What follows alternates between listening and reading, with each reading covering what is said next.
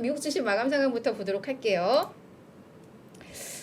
그냥 오늘은 좀 쉬어갔습니다. 다우지수 0.08% 올랐습니다. 거의 그냥 보합이었죠, 보합.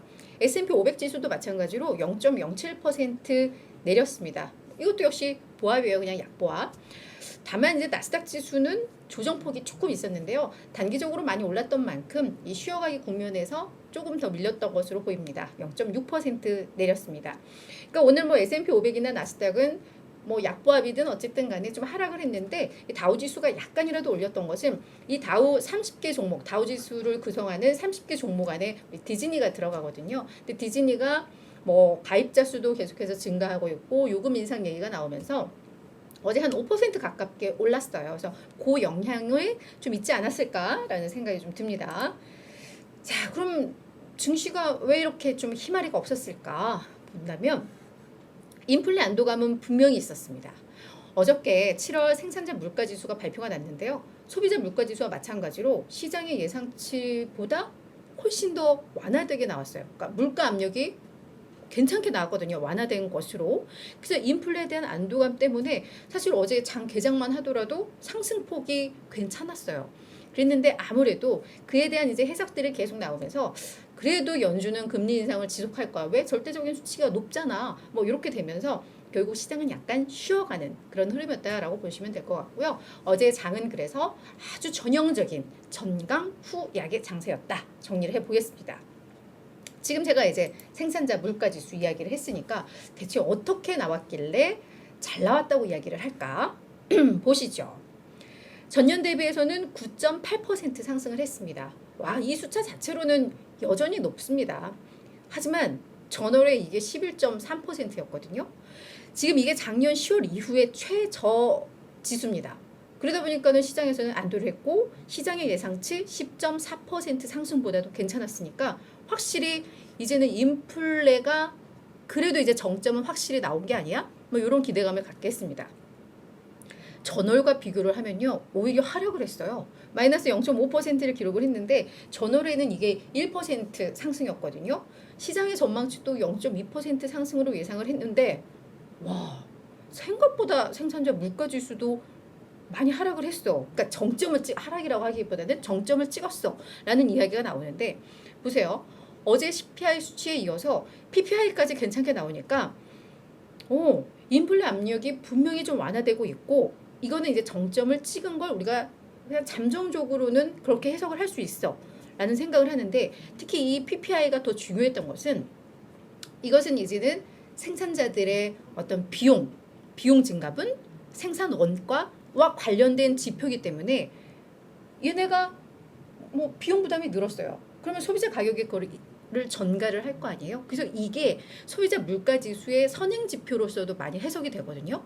그러니까 분명 7월 소비자 물가 지수 괜찮았고 나왔던 이야기들이 근데 이 이번 한 달 걸로 이렇쿵 저렇쿵 할 수 없어. 기조와 추세를 봐야 돼라고 했는데 7월 생산자 물가 지수가 이렇게 나오니까 그러면 이제 8월 CPI도 괜찮을 수 있겠다라는 기대감을 좀 갖게 했던 거죠. 그래서 실제로도 뭐 이 생산자 물가 지수가 소비자 물가 지수 8월로도 어떤 영향을 우리가 선행 지표로서 가늠한다고 볼 때 이건 괜찮은 흐름이야라는 월가 해석들이 상당히 많았습니다. 근데 그럼 증시는 왜 그랬던 거야? 이거를 좀 뜯어봤어요. 생산자 물가 지수를 이 최종 수요 구성 요소별로 좀 뜯어봤더니 최종 수요제 이 제품 쪽은 1.8% 하락을 했습니다. 그러니까 그 부분에서 전달 대비입니다. 전달 대비. 그런데 서비스 쪽은 오히려 좀 상승으로 나왔거든요. 이게 한 0.1% 상승인데 이 서비스 쪽에 포함되는 게 뭐 운송이라던가 창고 서비스 쪽인데 최종 수요 상품은 1.8% 하락했는데 이게 2020년 4월 이후에 최저였습니다. 여기까지만 봐도 그래 오케이. 그랬는데 이 최종 수요 상품을 또 뜯어보니까 오른쪽인데요. 에너지가 9% 하락을 하면서 그러니까 결국은 생산자 물가 지수를 끌어내린 것도 결국 에너지네. 에너지 빼니까 음식, 이 푸드 쪽도 다 올랐거든요. 그러니까 결국은 그냥 이 에너지 빼면은 어제도 소비자 물가도 그렇고 생산자 물가도 그렇고 별다르게 달라진 게 없어 라는 해석들이 좀 나왔던 것 같아요.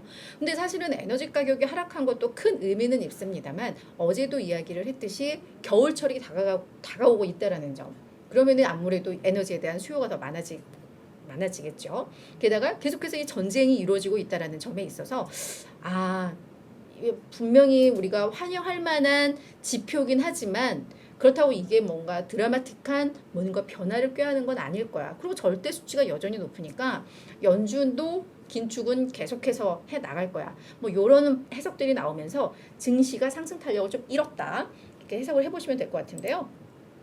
실제 뭐 패드워치라던가 10년물 국채 금리 상황에서도 이런 지금 말씀드렸던 흐름들이 반영이 됐습니다. 일단 패드워치를 보면 연준에서 9월에 기준금리를 50bp를 올릴 것이냐 75bp를 올릴 것이냐 이 베팅을 한 걸 보니까 지금 뭐 61.5 이게 이제 50bp 인상의 베팅을 한 거고요. 38.5가 이제 75bp의 베팅을 한 건데 이제는 50bp 쪽으로 이 시장의 전망은 기울고 있는 것은 확실합니다. 지금 한 6대4 정도의 비중이잖아요. 그런데 우리가 여기서 이야기할 것은 우리가 이제는 이 75bp, 50bp에 너무 익숙해진 거죠. 사실 우리 기준금리 이렇게 뭐 빅스텝, 자이언스텝 이렇게 한 적이 사실 없잖아요. 이건 매우 50bp만 하더라도 매우 빠른 긴축의 속도입니다. 그렇기 때문에 그런 것들을 고려했을 때 우리가 이제는 이게 약간 무뎌져서 그냥 50bp 인상한다 보면 막 이렇게 환영을 하는데 결국은 이것도 긴축의 속도가 빠른 거고 경기에 영향을 미칠 수 있다는 점에서 이제 그런 부분들을 이 시장 참여자들도 생각을 하기 시작한 것 같아요. 그러면서 이게 증시에 어느 정도 뭐 조금 이 붐을 좀 잠재웠다라고 보시면 될 것 같고요. 특히 시장에서 주목했던 것은 이 10년 만기 국채금리입니다. 어저께 CPI가 나왔을 때만 하더라도 이 11일치 보면은 밑으로 쭉 빠졌잖아요. 금리가. 이게 약 2.7%까지도 떨어졌었는데 뭐 PPI도 좋았는데 오히려 이게 어제 장중에는 2.9%까지도 찍었거든요. 지금은 한 2.89 정도가 나오는데 이게 예전에 제롬 파월 연준 의장이 낮은 10년물 국채금리는 낮은 인플레이션에 대한 기대야라는 뉘앙스의 어떤 멘트를 한 적이 있는데 지금은 그럼 이게 반대로 해석이 되는 거죠. 그러니까 여전히 인플레이션은 지속될 거다라는 것. 그러면 긴축은 여전히 진행형이라는 점. 이런 점들이 반영이 된 지표들이다. 이렇게 해석이 되었습니다. 이 외에도 어저께는 주간 신규 실업수당 청구 건수 발표가 있었는데요. 26만 2천 건으로 집계가 됐습니다. 지난주에는 이게 24만 8천 건이었으니까 한 14,000건 정도가 실업수당을 청구를 한 거죠. 계속해서 저희가 말씀을 드리지만 신규 실업수당 청구 건수는 결국은 해고를 당한 사람들인데 이게 이제 계속해서 늘고 있다라는 거예요. 우리가 지금 매주 늘어나고 있는 그런 흐름들을 보고 있습니다. 분명 이제 예상치 수준이라는 점에서 시장에서는 그냥 쏘쏘한 그런 지표로 보기는 했습니다만 그리고 이게 계속해서 몇 주간에 걸쳐서 늘고 있다라는 것은 이제 노동시장이 지금은 완전히 과열 국면인데 이게 조금씩 식고 있다라는 점. 근데 이걸 시장에서는 뭐 경기 침체로 바로 우려를 하지는 않습니다. 왜냐하면 침체 국면에서는 이게 약 30만 건 전후가 나와야지 이게 약간 침체 국면에서의 신규 실업수당 청구 건수로 해석을 하는데 여전히 이 역사적 수치보다는 낮기 때문에 이 수치 자체로는 괜찮지요. 어떤 과열은 조금 식으면서 어떤 침체의 수치는 아니라는 점에서 이 수치 자체로는 시장에서는 그래도 반길 만한 지표였다라고 요거는 해석을 해보시면 될 것 같은데 어제 시장에서의 민감도는 높지 않았습니다. 자, 이제 월가의 의견을 좀 봐야 될 텐데요. 어저께 나스닥 지수가 한 0.6% 정도 하락을 했다고 우리가 앞서서 잠깐 봤잖아요.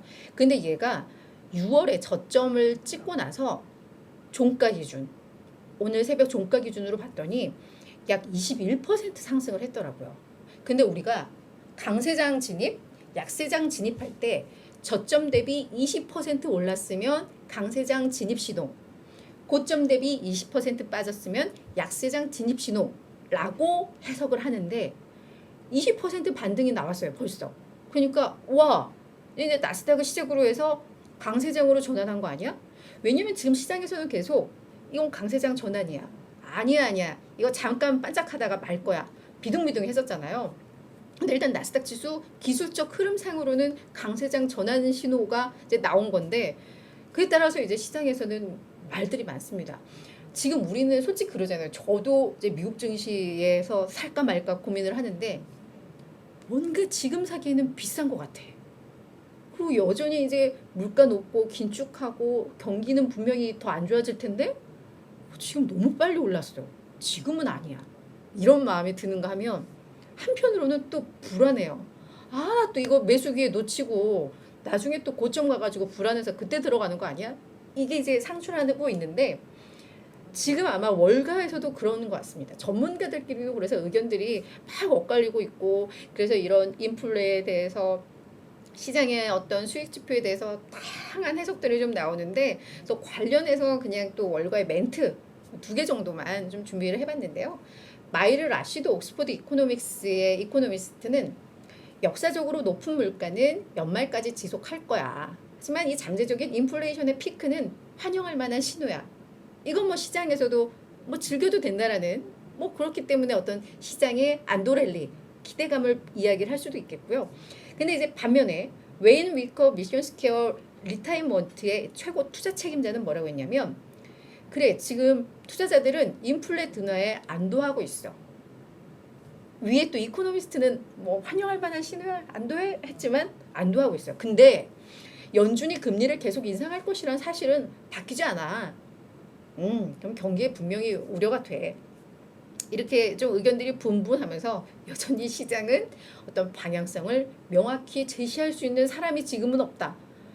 그래서 뭔가 그냥 각자 지금 그냥 뭐 짧게 하든 뭐 이거는 이제 각자 알아서 해야 되는 그런 국면이에요. 지금 시장이 이렇게 의견들이 분분할 수가 없는 뭐 그런 상황입니다.